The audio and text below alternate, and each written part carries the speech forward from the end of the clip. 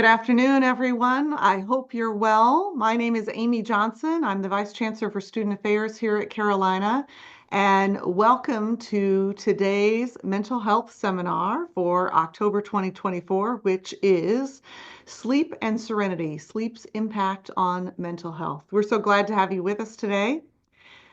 As background, for those of you for whom this may be your first mental health seminar, since 2021, we have held several of these seminars each semester during the academic year to maintain an intentional campus-wide conversation about mental health and well-being, with a goal to support our Carolina community through our current global mental health challenges and to give our faculty, staff, and students valuable tools to support themselves and each other. Each of these dialogues is led by a leader in our community who can help teach and guide us in a conversation through which we seek to build resilience, to encourage help-seeking behaviors, and to reduce stigma related to mental health. During the last 3 years, we have tackled a wide variety of mental health topics, addressing a range of issues to look at the intersection between our mental health and well-being and other aspects of our lives, including such subjects as the connection between mental health and faith, our social relationships, grief and trauma, nutrition, and more. Today, we're tackling a topic that I think everyone I talk with in my role recognizes that they either don't do enough or wishes that they had better quality of, which is sleep. So although I can't promise that you'll catch up on any sleep in the next hour or so, at least not if we've done our jobs right, I can commit to you that you will be engaged, you'll learn something you likely didn't know about sleep, and hopefully you'll take home a tool or two to get more and more restful sleep in the days and weeks ahead. During today's seminar, we'll explore the science of sleep and the effect that quality rest can have on our emotional well-being and cognitive functioning. Our presenter will share with us some practical strategies for improving sleep hygiene, which is a common term in this field that we'll explain. We'll also discuss how to manage sleep-related issues and foster resilience and your overall mental wellness. Before I introduce our facilitator, I do have a few notes to help make sure that you successfully navigate our seminar today. First, the chat function is enabled for participants to communicate with each other and with our production team. The Q&A function is also live, which is how we ask participants to submit questions for the presenter so that we can help facilitate that conversation smoothly and really easily keep track of the questions. Please know that anonymous questions are allowed, and participants will be able to see all questions, including unanswered ones, on that field. You can also upvote any questions that you are interested in. Our facilitator will answer questions largely at the end of the presentation today. So if you could hang on to your questions until that time, that would be great. And if you're interested in CLE credit today, the QR code will be displayed at the end of the seminar. So with that, I am pleased to introduce Dr. Parisa Kaliush, a postdoctoral fellow specializing in reproductive psychology at the UNC-Chapel Hill School of Medicine. Dr. Kaliush received her Bachelor of Arts in Psychology from Dickinson College and her Ph.D. in clinical psychology from the University of Utah, where she conducted research and clinical practice related to sleep and emotion regulation. At Carolina, her work addresses increasing access to perinatal mental health treatment, and she coordinates a novel perinatal sleep medicine clinic.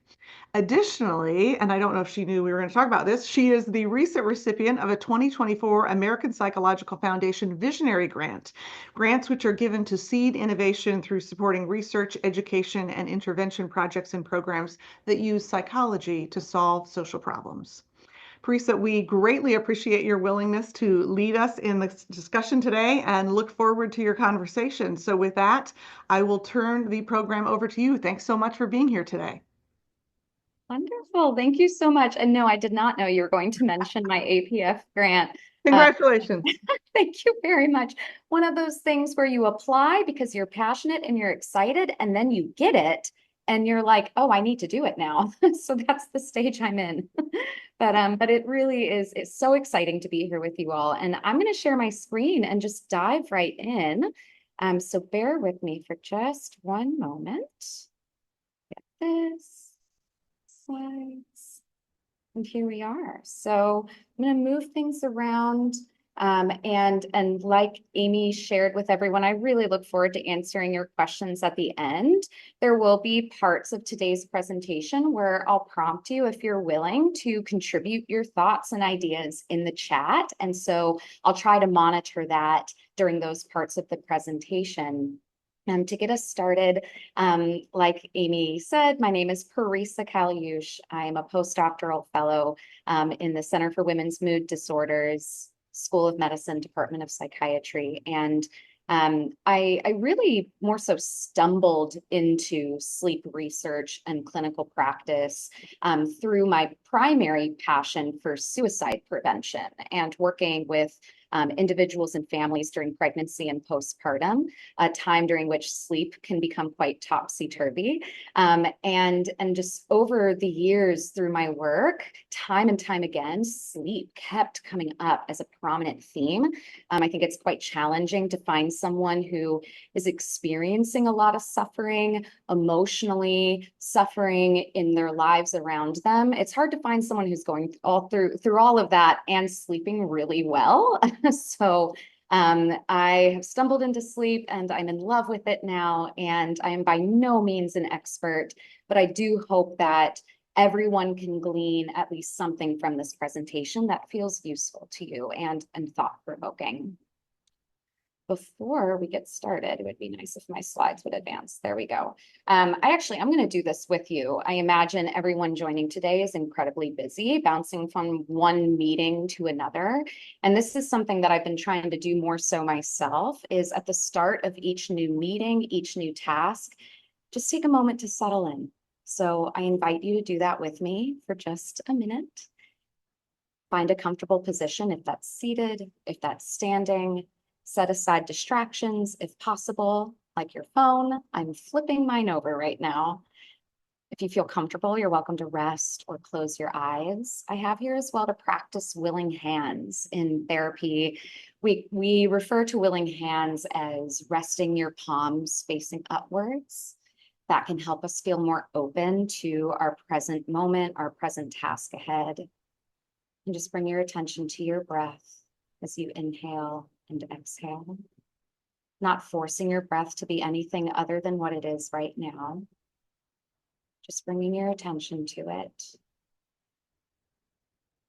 And this kind of mindful-ish practice of settling in actually is going to relate to some of what I talk about in regards to your sleep health. And so we're honing in all together right now. What are our objectives for today? I want to define sleep health for you all.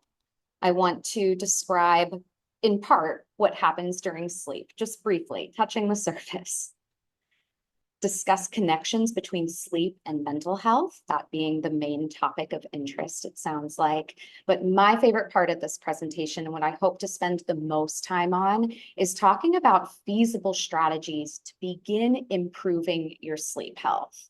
And I use the phrase begin improving because, as you can all imagine, this presentation is not going to be earth-shattering. It's not going to change your life and fix all of your sleep problems today. But I do hope that it feels feasible enough that you actually can start taking action today or tonight or whenever you're going to bed again.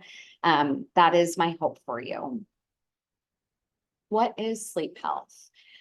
I want to emphasize that right now and throughout this presentation, and really in my practice, I use the phrase sleep health. And it's not just me.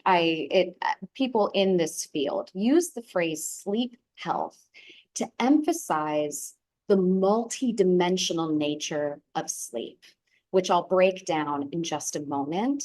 So in the field, we use this phrase rather than just sleep to emphasize the broad, far-reaching impacts of sleep on our wellness and on our functioning, and also really importantly to emphasize that we're not just interested in this field interested in the absence of sleep problems or the absence of sleep disturbance. We're interested in fostering overall health, fostering your capacity to thrive and live your best life through sleep. So Like I said, sleep health as a construct is multidimensional. And I want to briefly define each of those dimensions for you as I introduce each of these dimensions that play into sleep health. I want you all to think about how each of these dimensions apply to your sleep health right now. So the first one is duration, right? That is one of the most common things we think of when we think of sleep. The total number of hours you slept in a 24-hour period. People tend to get hung up on that number. How many hours of sleep are you getting? Sleep quality is another dimension that we commonly think of. This is your own personal assessment, your own subjective, as we say, assessment of how good or poor your sleep was. But now I'm going to start getting into dimensions that people might be a little less familiar with. Sleep timing. This is really important as well. That refers to when your sleep occurred in a 24-hour day, what time you went to bed, what time you woke up. As you can see, as I start to add more dimensions to what comprises sleep health, they're all related, but they're importantly distinct from each other as well. Your sleep efficiency. This may be a phrase that some people have heard of if you've ever done any kind of sleep intervention or in this field, research, clinical practice. Sleep efficiency overall refers to how easily you fall and return to sleep. By return to sleep, right, I mean, if you're waking up in the middle of the night, how easily are you able to go back to sleep? Sleep efficiency oftentimes is reflected as a percentage, reflecting how much you're actually sleeping over the course of the time that you're in your bed. So for instance, if you're in your bed for 10 hours, trying to sleep for those 10 hours, and you only sleep for about 5 of them, that's 50% sleep efficiency. For the record, that's not great. If you come to me as a client with 50% sleep efficiency, we want to up that number, right? Ideally, your sleep efficiency is pretty high, reflecting that for the most part, while you're in bed, you're sleeping. That would indicate to me that you fall asleep. And if you wake up, which everyone does throughout the night, if you wake up, you return to sleep pretty quickly. Sleep regularity. That refers to the consistency of your sleep-wake schedule. So kind of like timing, what time are you going to bed? What time are you waking up? Regularity relates to that. And is that pretty much the same time every night or every morning? Alertness, right? Again, I'm introducing dimensions that maybe some people don't think of all the time when they think of sleep health. So alertness refers to your ability to maintain attentive wakefulness, your ability to just be awake right now, paying attention. That is related to your sleep, right? And as I'll mention later on in this presentation, particularly during the section where we talk about feasible strategies, but really throughout the whole presentation, I want us to be conceptualizing, I want us to be thinking of sleep health as a 24-hour ordeal. It's not just a nighttime ordeal. And finally, your behaviors. This is a really critical facet of sleep health that I, as a psychotherapist, focus primarily on the things we do during the day, during the night that impact our sleep. We can't conceptualize, we can't work on your sleep health without focusing on your behaviors. Now, I also would be remiss to not acknowledge that all of these facets of sleep health, all of these dimensions of sleep health occur in the context of our environment and broader factors around us. So some of you may be familiar with social determinants of health. These are formally defined as non-medical conditions that impact our health, our well-being, our quality of life. And a lot of sleep researchers and clinicians lately have been trying to emphasize that there are social determinants of sleep health as well. There are factors in our environment and broader social living, broader cultural context that can influence our sleep. And so I'm going to pause here. This is one of those times in the presentation where I'd really like to hear from you all, because I can just rattle off examples from my own research and my own clinical practice, how social determinants of sleep health have come into play into people's lives. But I'm going to see if I can look at the chat, and I'd love to hear from anybody who's willing to share. What are some social factors, maybe from any of these categories you see on the slide, that you think may influence sleep health? Open up the chat, and I'm happy to give some examples if things are slow.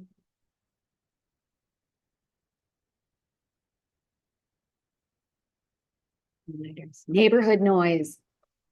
Yes. Yep. Yep. Absolutely. Absolutely. Stress levels, income. Yep. Stress from school and grades. Family, who you live with, 100%. Yep. Some of these are getting at our behaviors, tech usage. Oh, phone is coming up a lot. All right, I'll be sure to touch on that a little bit later, maybe. This is brilliant. Okay, I'm going to close the chat now to keep moving. Safety. Ooh, that one stood out to me. That was kind of different from some others. 100%. These are factors that when I'm working with someone to improve their sleep health, I can't ignore these things. These are really important factors to consider. Now, again, I work with people during pregnancy and postpartum, so I can speak to some of those examples more pointedly. You know, I have moms with whom I work who are working several jobs due to, you know, financial struggles, and they are sharing a room with their children, and they live in a neighborhood that, you're right, is very loud. Or a neighborhood that sometimes we often think of neighborhood noise, but we forget about light exposure too. What if you're living in a urban setting where there's just always that glow of light, right? That can affect our sleep as well. I really appreciate y'all's participation there.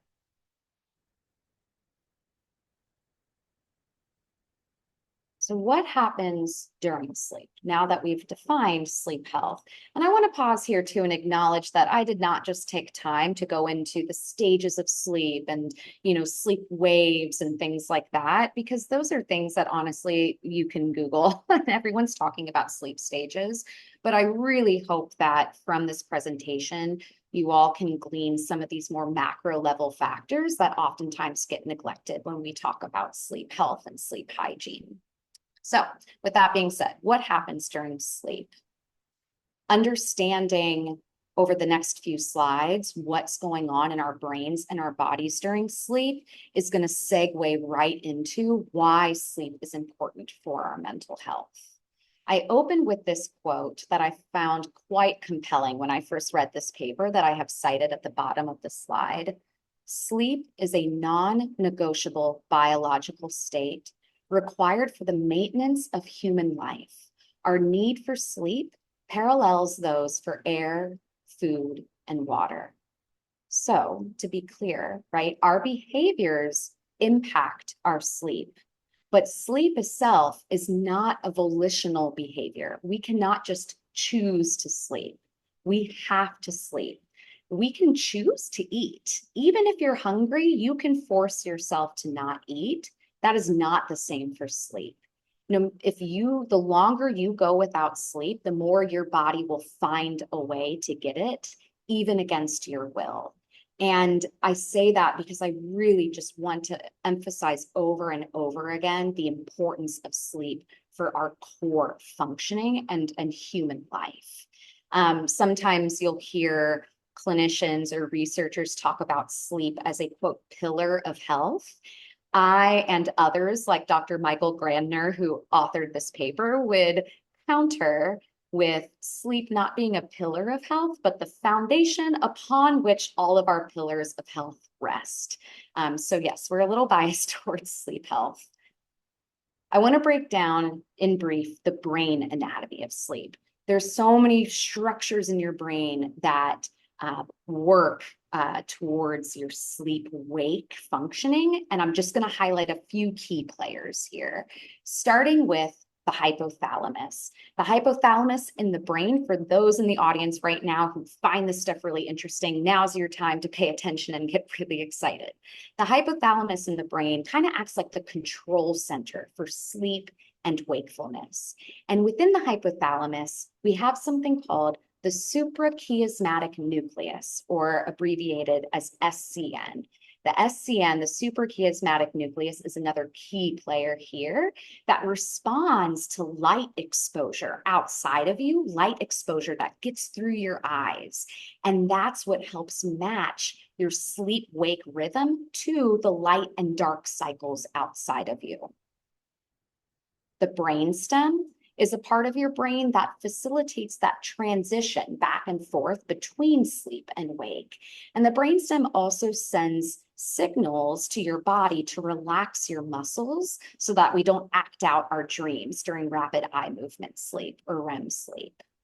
Similarly, the thalamus helps tune out the external world while we sleep. But interestingly, not during REM sleep, rapid eye movement sleep, when we're dreaming. During that stage of sleep, the thalamus actually helps send signals to our brain from sounds and other sensations in the external world. And that's sometimes why when we dream, we'll have dreams that incorporate things that are going around us or sounds we might have heard. The thalamus is facilitating that in some part. Pineal gland, very important. The pineal gland regulates the production of the hormone melatonin. Sneak peek, I am going to have a slide dedicated to melatonin later, because that tends to be a pretty hot topic when we talk about sleep health as well. The pineal gland plays a key role here. Finally, basal forebrain and midbrain. These structures in the brain help with alertness during the day by controlling the release of a brain chemical called adenosine, which increases sleepiness. So I am not drinking coffee from this mug right now. Actually, there's water in it. But earlier today, I was drinking coffee, and coffee or any kind of caffeine blocks the actions of adenosine, which is why drinking coffee or other caffeinated beverages can keep you awake. They block that brain chemical.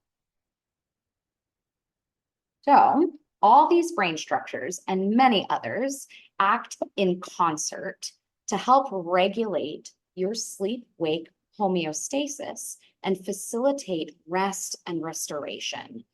First, what do we mean by sleep-wake homeostasis? Well, homeostasis broadly means just balance. And so what I want you to glean from this is that over the course of a 24-hour period, over the course of the day while you're awake, all those structures in your brain are working to help balance your alertness throughout the day, that over time, the longer you're awake, the more you build this drive to sleep, what we call sleep drive. You may also hear sleep pressure or sleep hunger. The longer you go without sleeping, the hungrier you get for sleep. And as that builds, in an ideal world, you go to bed right at the perfect tipping point, when you've been alert enough during the day and you've built up all that sleep hunger, and then bam, you sleep for a solid good night of sleep in an ideal world. In what ways does your body experience restoration during sleep? I mean, these are just a few things here that felt really important to share with you all. These are the things that I'm thinking of as I'm working with clients on improving their sleep health. So just generally, body temperature lowers, your breathing slows and becomes more regular. Your heart rate slows, your blood pressure lowers, your cortisol levels lower. Cortisol is what we commonly think of as like the stress chemical, right? Your hunger hormones regulate as well. And this is in part why research fairly consistently finds that people who experience pretty chronic sleep deprivation, pretty chronic sleep problems, they tend to crave foods that are not as healthy for them, and they may be more likely to experience unhealthier weights. Excessive cognitive load is removed. All, especially the students who are in the audience right now, if there are students in the audience right now, your brains are holding on to so much information and it's just too much. Not all of it is necessary. And so when we sleep, it's kind of like your brain's able to take out the trash, right? Whatever is just not needed right now, we're setting aside, which facilitates your ability to continue learning and hold on to the information that is important. Muscle, organ, cellular repair is happening as well. Increased circulation of immune boosting chemicals. When you're not sleeping well, you tend to get sick more. Or is that just me? Right? Like when I get a cold, it's usually when I was a student, it was like at the end of my semester when I was staying up a lot studying and not practicing good sleep health, strategies. Then I got sick. And it's, for a while, my body just wasn't able to regularly circulate these immune boosting chemicals over the nighttime. So, how does this all relate to our mental health then? I don't think it's too far-fetched to say or to draw the conclusion, right? That when our bodies cannot, let me check time real quick. When our bodies cannot adequately and regularly experience these restorative functions of sleep, that can negatively impact our mental health. And I honestly, looking at this image on the slide right now is quite anxiety provoking for me. So I'm sorry that I'm subjecting you all to this fight flight brain, but that's really the image I want to convey here. When your body's not able to regularly and adequately experience those restorative functions of sleep, it's kind of like your body's in perpetual fight flight mode. And that's exhausting. And that relates directly to increased rates of depression and anxiety. Listen, I'm about to share with you all things that, again, I don't think are too far-fetched, and you all probably already know. I want to take a moment, though, to reference some of the papers that I cited at the bottom of this slide. These are papers that we call meta-analyses and systematic reviews. These are papers that combine findings from a lot of studies to draw inferences, overall inferences from all those studies. And so far and wide, the data is pretty irrefutable in terms of sleep problems relating to increased rates of depression and anxiety, mood swings, and irritability. And I want to distinguish these two facets of mental health from depression and anxiety, because whereas depression and anxiety may be more so of like a slow burn, the mood swings and irritability can come after just one night of poor sleep. Again, I imagine it's not just me, but I can probably name a time over the past week when I did not sleep well and I woke up and I may or may not have snapped a little bit at my partner. And that is a really, really common experience, the effects of just one night of poor sleep. Difficulties concentrating. Remember what I mentioned earlier about sleep being really important for your brain to take out the trash? It's really hard to concentrate. And when we say concentrate, you've got to focus on just me talking and drown out all the other stimuli around you. That's actually really hard. That's really taxing for your brain. And so if your brain is exhausted and not getting that kind of that time to take out the trash over the night, then yeah, it's really difficult to concentrate. Starting to relate to some of my interests, more so suicide thoughts and behaviors. One of the papers I cited at the bottom of this slide, Russell et al., 2019, published in Sleep Medicine Reviews. That was a paper that was a review of a bunch of research, a bunch of experimental studies with college students, actually. And so again, for the college students who are in the audience right now, y'all are a vulnerable population for this. In my own research, with pregnant and postpartum folks, I found that even just one night of poor sleep predicted lower desires to live the next day. So desire to live is another facet of suicidality that we measure sometimes. It's different, related. There could be a whole other seminar on this. But what's important to point out here is that there is a really, really rich and important literature on the connections between sleep problems and suicide thoughts and behaviors. And it's not just among those who are maybe experiencing nightmares or trauma-related sleep disturbances. It really just can be someone who's experiencing chronically shorter sleep. And the last one I want to bring up here is oftentimes it doesn't get as much attention when we're talking about mental health and sleep. And that's just your ability to experience positive emotions. We think of like the negative emotions, or the negative, I say that in quotes because that feels kind of judgy, but we think of the other kinds of emotions like anger, irritability, sadness, hopelessness. Those go up when we're not sleeping well. But we forget about the positive emotions too, like joy, excitement, curiosity, intrigue, right? And one of the papers I cited at the bottom, I frankly don't remember which one it was, but it was a meta-analysis. So again, they looked at the results of a ton of different experimental studies where half of the participants were experimentally sleep deprived, evil, and the other half were not. And they actually, this meta-analysis reported that across those studies, the findings in terms of those negative emotions going up, increased sadness, increased hopelessness, increased irritability. The findings were kind of mixed, actually, from one study to the next. But what was consistent across all the studies was reduced ability to experience positive emotions. So practically, what I mean by that is you have a night of poor sleep. You wake up the next day, or you've just been awake for hours and you start your next day.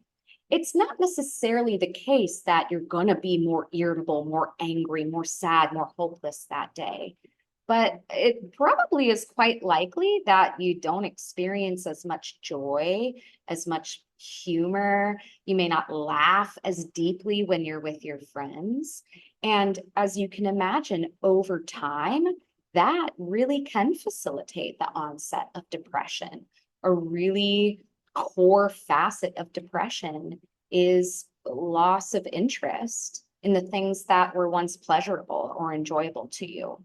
And so that is one way through which we think sleep influences the onset of depression, through this reduced ability to experience positive emotions.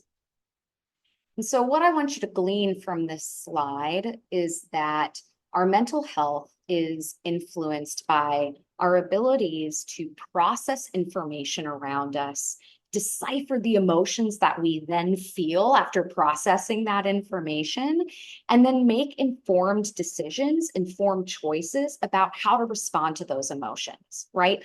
All of those factors are at play in regards to our mental health. And when we are not sleeping well, our brain isn't able to do all those really difficult things. On the flip side, like I have here on this slide, obtaining regular, adequate sleep does help us with those things. So as a clinical psychologist, I try to be thoughtful of not just focusing on the doom and gloom, but we can do things about this too. Oh gosh, I forgot I included this slide. It's a little cheesy or chocolatey, pun intended, in anticipation of Halloween. You're not you when you're sleep deprived. I say this kind of jokingly, but I do want you to take it to heart and take it very seriously. You're not you when you're sleep deprived. It is so important. All right, big pause, reaching the end. How can we improve our sleep health? Like I promised, there would be a brief note on melatonin because, at least in my practice and in my colloquial conversations with friends, acquaintances, families, melatonin comes up a lot. And so what I want to share with you all just briefly, melatonin, right, is a naturally occurring hormone in your body right now that rises rapidly in the evening, peaks in the middle of the night, and falls quickly by the morning, as evidenced by that blue line in the figure before you. And so remember that suprachiasmatic nucleus that I referred to earlier, right? During light exposure, so during the daytime when it's light out, the suprachiasmatic nucleus communicates to the pineal gland. Remember the pineal gland, that's the one that regulates the production of melatonin. The SCN communicates to the pineal gland, halt melatonin production. Don't produce it. It's light out. We need to be awake. We need to be alert, right? But as the light around us starts going down, the pineal gland can start producing that melatonin, which induces sleepiness, okay? So if you want to use melatonin to fall asleep earlier, I'm going to pause here before I even go further, right? Notice I use the phrase fall asleep earlier. Melatonin use is not, how do I want to say this? Melatonin itself does not improve sleep quality. Okay, I want to say that loud and clear. Melatonin itself does not improve sleep quality. Maybe indirectly it will eventually, but melatonin itself, as you see evidenced in this figure on the slide, is really just about the timing of your sleep. So if you want to fall asleep earlier using melatonin, I advise you to not take it right before bed or in the middle. Gosh, definitely not in the middle of the night. Mostly because it's just kind of negligible. The melatonin is already circulating in your body. And a lot of people think, let me just take more 30 minutes before bed. Really, you're not doing anything. And if I have a client come to me saying that it helps them fall asleep, it's probably a placebo effect. I have nothing against placebo effects. If it works, it works. But in this case, I kind of do because it can unintentionally reinforce behavior patterns over time, which I'll talk more about. But if you really are interested in the use of melatonin for your sleep health, I can't not finish this slide without saying to please consult your doctor who can either guide you through this process and help you actually understand what's going on in your body, or refer you to a sleep specialist. For instance, when I worked in a sleep clinic with adults who referred to us by their doctors because they had sleep problems, we would maybe use melatonin and encourage them to take it 4 to 5 hours before their desired sleep time so that this graph that I have in front of you, we could start shifting it to an earlier time. And we would pair that with other behavioral strategies like light exposure. Again, I'm just touching the surface here. So if people have other questions, we can talk about it more at the end. But I do want to reference a New York Times article at the bottom of the slide. I have it cited that was shared with me by one of my patients, just because she was interested in my opinions. And I found it to be a fairly accurate read in terms of melatonin and other aspects of sleep health. So if you have access to the New York Times and can check out this article, it pretty much says exactly what I just said, but in nicer words. All right, behavioral strategies for us to end on. Again, it's so important to describe your sleep concerns with your doctor, okay? Because they can support you in pursuing treatment and or working with a sleep therapist or a sleep specialist. And here's the thing. There are lots of different kinds of sleep disturbances or sleep problems that can look like insomnia or coincide with insomnia, but they would warrant different treatments.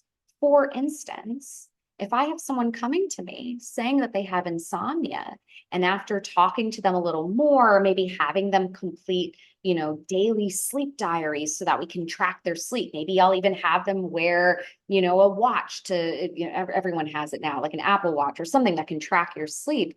We might find that they have more so what we would call delayed sleep phase, right? In other words, you're just a bona fide night owl, and society is not set up well for you and has now caused you to have some insomnia symptoms. But if you're someone who's just a through and through night owl, I actually might address your sleep problems a little differently from someone who has a different kind of insomnia. Or if you're someone who's experiencing nightmares and it's the nightmares that keep waking you up. Or maybe you're experiencing sleep disordered breathing and we need to test that with a legit sleep study. These are really important factors to consider and to discuss with your doctor. Item 2, practice self-compassion. Okay, I'll pause here as well to acknowledge that these behavioral strategies are going to overlap a lot with things that you can find online on your own when you just Google sleep hygiene techniques. But I hope that they're a little bit different too, or they offer a slightly different perspective that's a little more similar to what you would get if you're actually doing therapy with me for your sleep health. So by practice self-compassion, I mean a few things, but first and foremost, I mean that you've decided, all right, I'm going to start working on my sleep health today. Parisa was so inspiring. I'm going to make changes now.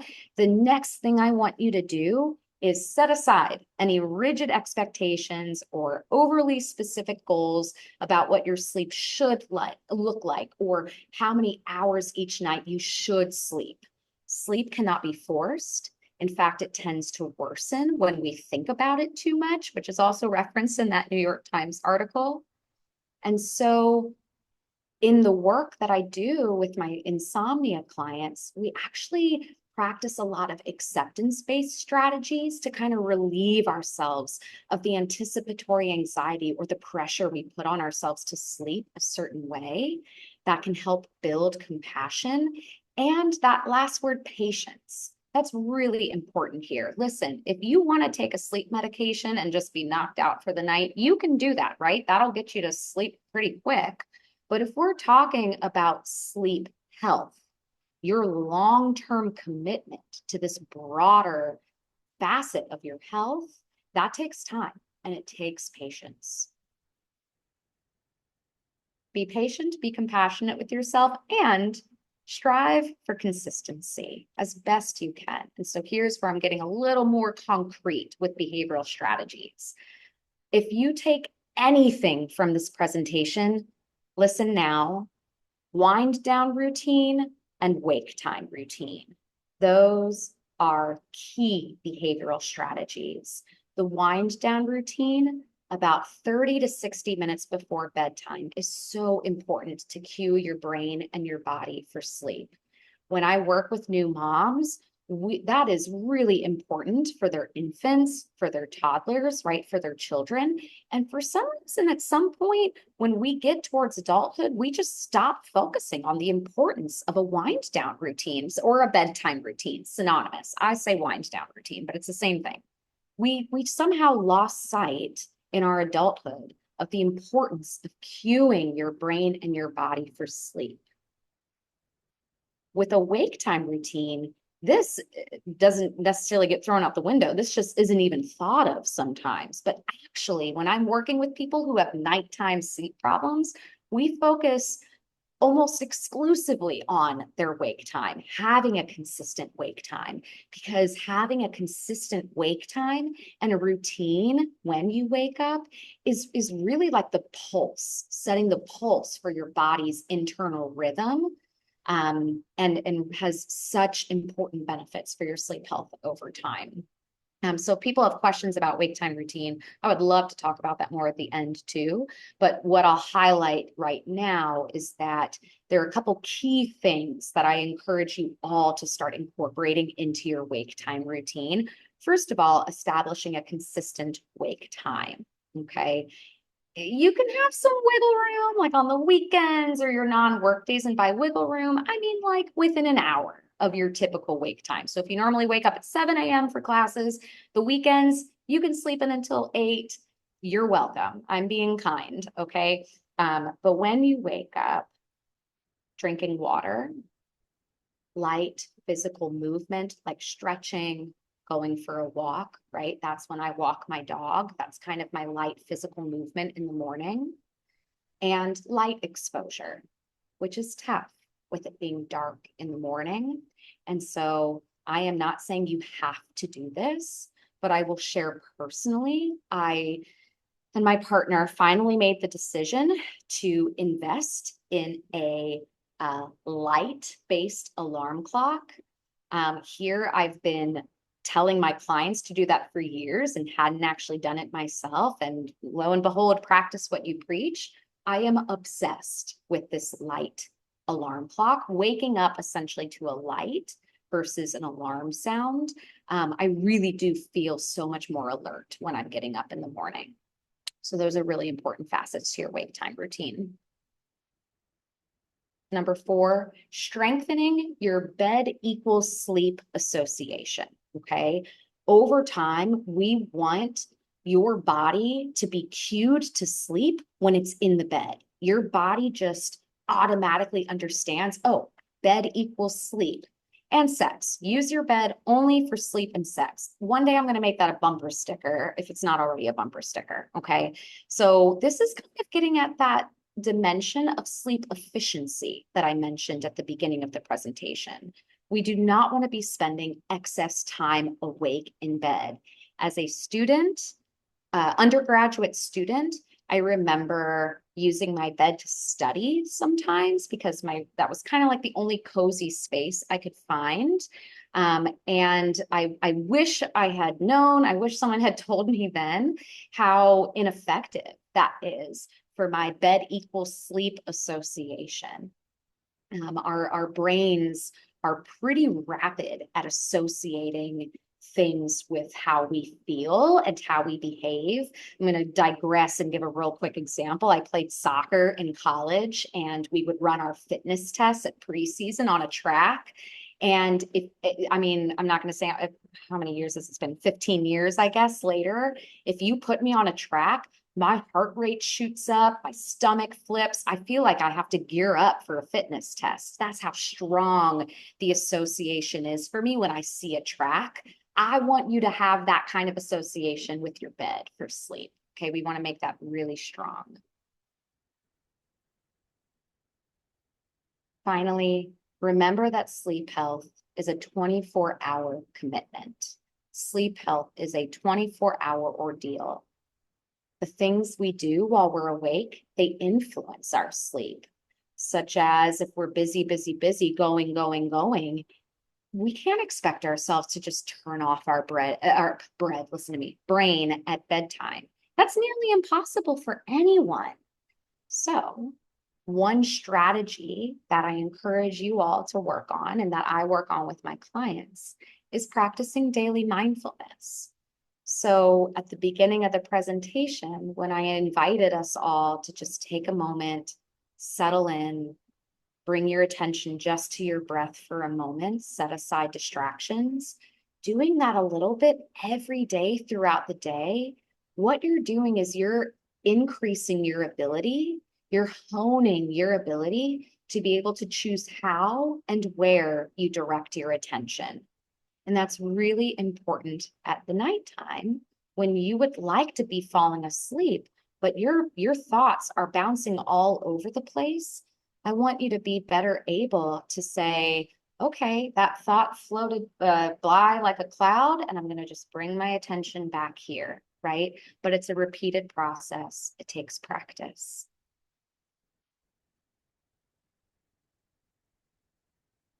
So to recap, just talked for a while. Our objectives were to define sleep health. It's this multidimensional phenomenon that goes beyond just the number of hours you sleep each night. Describe what happens during sleep. There are lots of brain structures that respond to internal and external cues, and they orchestrate homeostasis and, really importantly, all those restorative functions. Discuss the connections to our mental health. Well, yeah, sleep health impacts our abilities to process information around us, regulate our emotions in response to that information, and then behave in a way that feels effective for us. And then delineate or outline strategies, right? Behavioral strategies are highly effective long-term tools, right? This is kind of like, we're in it for the long game here with some of these behavioral strategies. I need you to stay committed and stay with me, but they're really, really powerful to improve your sleep health. And that takes us to the end. The American Academy, after this, if you all are interested to learn more, I mean, we really just touched the surface on some of these topics, but the American Academy of Sleep Medicine is a great starting place. They have a webpage called Sleep is Good Medicine that has a lot of research-backed information and really practical tools and strategies. And then my email is listed here as well. And you're more than welcome to reach out to me anytime with other questions or insights, or if this is something you're interested in too and you want to collaborate, that feels exciting to me. So thank you all so much. Parisa, thank you so much. A really wonderful session. I don't know about others, but I was taking copious notes, particularly on the behavioral strategies section. So thank you for that. Everyone, we have reached, I think, everybody's favorite section where we have an opportunity to ask the questions that we have always wanted to ask. Uh, about sleep, of course. I won't speak for whether Parisa will take other questions, but here we go. So we already have a few, and if you don't mind just jumping in, I think the first one is one that a lot of us have, which what is the best time to nap, and is there a length of time for that nap that is optimal? Yeah, what a great question, because I didn't talk about napping, but that's really important. So I want to take a step back and give a little context as to why I'm gonna, and then I promise I'll give you a concrete answer, but I hope that I want you to understand why, right? When I talked briefly about sleep-wake homeostasis or sleep-wake balance, I brought up that concept of sleep drive, sleep hunger, right? The longer you're awake, the hungrier your body is for sleep. With my clients, I'm even doing it with my hands right now. With my clients, sometimes I use the analogy of a balloon filling with air. Ideally, over the course of the day, you're awake and your balloon is filling with air that by the time when you go to bed, bam, all that air can release and you sleep really well. So if you nap during the day, right, you've been awake and then you nap, what happens to that balloon? It loses a little bit of air. And then you need time to fill it with air again before you go to bed, right? In order to really build up that sleep pressure again. So, ideal times to nap. Ideally, you are not napping within 6 to 8 hours of your bedtime. That way, you give yourself a solid amount of time to build that hunger for sleep. And when you do nap, ideally, it is not more than 60 minutes. And when I say that, I mean that's the window you gave yourself to nap. That may not be the amount of time you actually slept.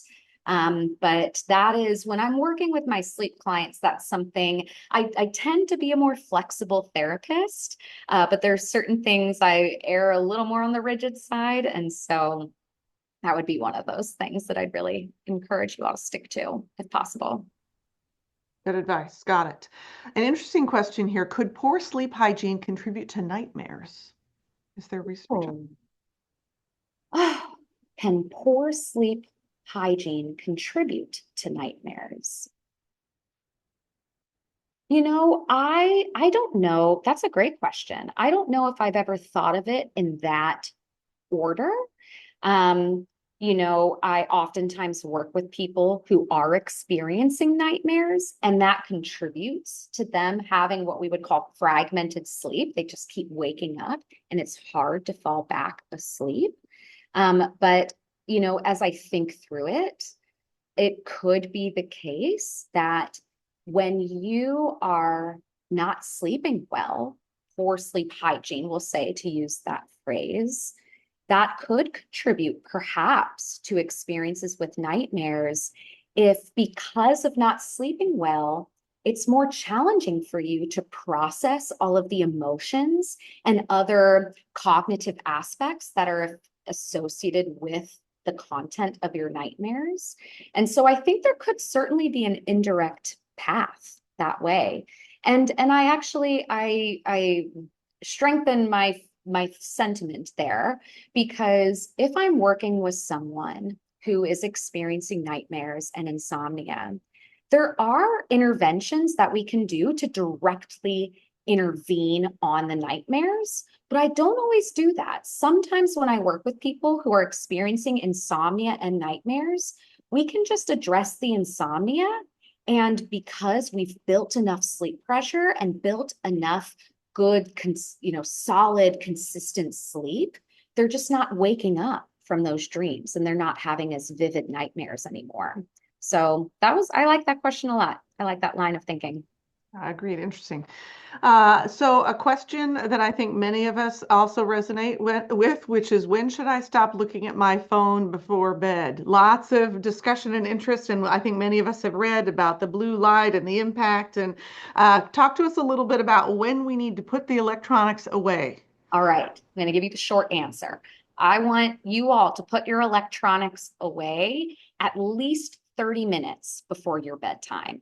Okay, that's my short, concrete answer. I want to explain a little bit why too. Two different reasons. One is more so coming from the brain side of things, right? Remember those parts of your brain I talked about that are responding to light exposure. And as the light exposure goes down, the rest of your brain can work to start, circulating melatonin and get your body ready for sleep. And so the more we're exposing ourselves to light later, the more confused our brains are, frankly, about when we're supposed to be sleeping. So that's the brain side of things. Then there's the behavior side of things, right? Which I really focus on as a psychotherapist. A lot of clients with whom I've worked, and I'll acknowledge myself as well for a time, are pretty convinced that they can only fall asleep if they're distracting themselves with their phone or they're distracting themselves by watching the TV because otherwise their thoughts are just too all over the place, right? So we do those mindless games on our phone or we scroll on Instagram or TikTok or whatever you're scrolling on as you're going to bed. And what you're unintentionally doing over a longer period of time is reinforcing this pattern in your body, this belief that you can only sleep with those things, right? And I want to break those habits. So that would be another reason. So at least 30 minutes before bed, I think is feasible. You can do it. We have faith. A question about why we get tired midday and in the afternoon. And I was noticing the melatonin and cortisol sort of arcs that you were developing. I'm wondering, and that, those sort of fade throughout the day. I'm wondering if there's a connection there for us. Yeah, there definitely is. And you know what? I encourage you to Google this, look up Google Images or something after this presentation and maybe just type in sleep wake homeostasis and see what images come up because absolutely they're kind of like these universal, I say more so just generally across the population, but certainly there are individual differences. But you're absolutely right. That has to do with circulating chemicals in our body, like melatonin. So it's really, and also that's usually after lunchtime, after we've eaten, and sometimes having a heavy meal or certain foods can up the regulate or up the circulation rather of some of those sleepy chemicals. And so there are times in the middle of the day, yes, like you acknowledged, that people tend to get a little sleepier. There's also a time in the middle of the night that people tend to wake up around, and that's usually around the 2 a.m. or 3 a.m. mark. So if you're in the audience right now and you're like, oh, that's me, I always wake up around 3 a.m. I hate to break it to you, you're not special. Like that is pretty common. What I would work with you on is being able to return to sleep more quickly. If that's keeping you awake, then that's a problem. Yeah. So this is an interesting one. Why does caffeine feel like it isn't working? How much are you drinking? I was going to say this could be a sleep issue or this could be something else. I know. I mean, listen, it's a drug, it's a substance, it's something we can build tolerance for. And email me afterwards or talk to your doctor about how much caffeine you're drinking. But also, listen, there are individual differences. I'm just touching the surface on these topics and making sweeping generalizations, but not everybody responds the same to every kind of substance.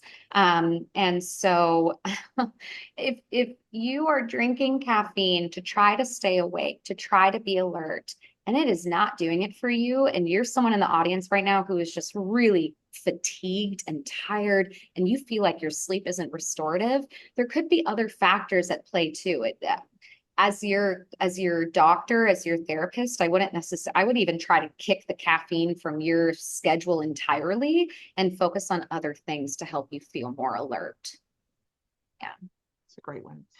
Here's a question that I think many of us also probably talk with colleagues who have different sleep habits than we do.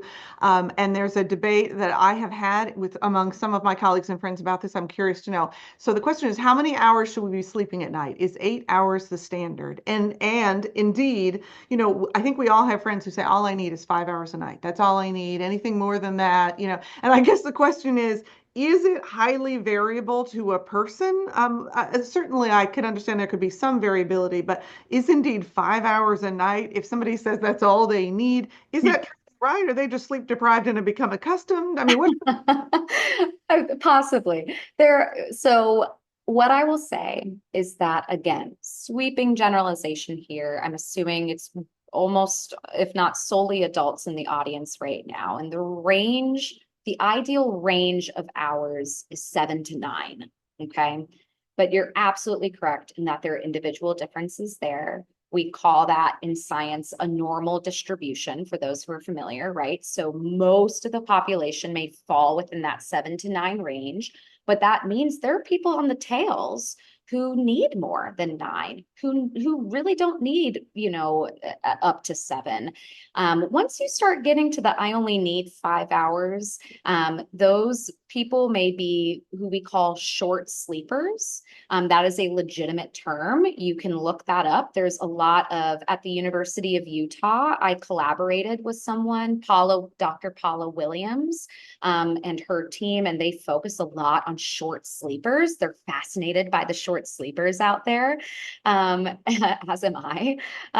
But so there's absolutely individual differences. And something I really want to emphasize here too is that the reason as a clinician and as a researcher, I actually don't get too hung up on that perfect gold number of hours you need, because it also changes over the course of our lifespan, right? Babies need a lot more sleep. Toddlers still need a lot, not as much. Kids, teens. Anytime your body's going through a lot of growth and transformation, your body needs that sleep for all those restorative functions. So it changes over time too. Helpful. You've touched on this a little bit, but I wonder if you might talk more about it. I particularly appreciated the note about if you wake up at 2 or 3 a.m., you're not special. And maybe this is some comfort to this individual here, but the person says, I often wake up before my alarm goes off, which disrupts my precious sleep. Is this a common issue, and what strategies can help me sleep until my alarm does go off? Okay. All right. So your brain, right? All these restorative functions are happening. And, I want to clarify though, your brain's not at rest while you're sleeping. That's when it's actually doing its most critical work. And so your brain is actually keeping track of time while you're sleeping, and people don't always realize that. So that idea of waking up before your alarm is also a really common experience. Um, I would say it depends on, well, I was going to say it depends on how much earlier you're waking up than your alarm. But listen, if it's something that's concerning to you, then that's problem enough for me. So, one strategy could be to, if you feel so inclined and you have the means to do so, replace that noisy alarm with one of the light-based ones. Like I mentioned, it's a more natural way to wake, helps us feel more alert and less anxious, waking up before the alarm. But otherwise, what I would encourage you to do, and I would really encourage you to strategize with your doctor or like a sleep therapist, we could find a way to what we call it consolidating your sleep or crunching it down a little bit and then building it back up, kind of like an accordion in a way, or pizza dough. If we've rolled out your pizza dough and stretched it out too far and you've got holes in it, holes are all the times you're waking up. Like a pizza dough, I've got to squish it back together and knead it and then make it the size we want. So I would probably make your time in bed, your time of sleep, just a little shorter. So I have two sort of related questions. In particular, it's a question I think about inconsistent sleep, particularly for those who have variable work schedules. Mm. I know this is a concern. And in particular, one of the questioners says, what do you recommend doing when you have 3 to 4 consecutive nights of fewer than 6 hours of sleep or an inconsistent sleep schedule in general? And what do you recommend for night shift workers? And I think there's a related issue here too that some of us do, even who have more regular schedules, which is this sort of idea of sleep debt and whether you can make up for sleep. Is it possible if you have several nights of fewer than 6 hours of sleep, can you catch up for it? How does that work? Oh, what an important question. There's also a really, really rich research literature on sleep among people who work irregular hours and night shift workers. I myself, for about 5 years before I pursued graduate training, was a shift worker in a psych hospital, and those 5 years were really tough on my sleep. Um, so there are a couple elements to this question here. I'll speak to, can you catch up on sleep? Because that's a short and sweet answer. Well, maybe not sweet, but the short answer is no. You cannot catch up on sleep. I know. So here's the thing. You get a night of poor sleep, you got a night of poor sleep. You can't go back. It happened, right? I think sometimes the misperception that we can catch up on our sleep is because usually when we have, especially if we have several nights in a row of poor sleep, then you get that one night of really good sleep, right? And that makes it feel like we caught up on our sleep. But really, what we were doing is just over the course of all those days, we were building that sleep pressure, right? Like I talked about earlier. Um, if you are someone who is working in a regular schedule, I, if possible, implore you to sit down and try to find some sort of consistent pattern that you can stick to for your sleep.